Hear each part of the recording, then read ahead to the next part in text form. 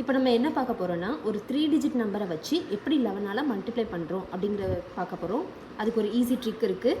First 514 × 11 இதை எப்படி எழுதலான்னா first டிஜிட்டை first எழுதிக்கோங்க, லாஸ்ட் இருக்க 4 அப்படிங்கிற டிஜிட்டை லாஸ்ட் எழுதிக்கோங்க. இப்போது 5 + 1 என்னது 6, 1 + 4 என்னது 5. So 5654 is our answer. Next 563 × 11 இதை அதே மாதிரி தான் சால்வ் பண்ண போகிறோம். கொஞ்சம் டிஃபர் ஆகும்.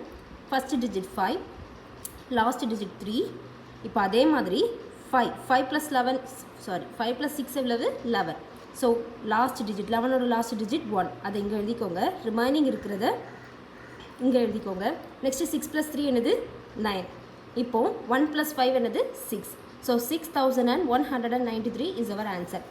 இந்த சம் உங்களுக்கு நல்லா புரிஞ்சதுன்னா இதே மாதிரி இந்த சம் 813 × 11ஐயும் 853 × 11 இது ரெண்டுத்துக்கும்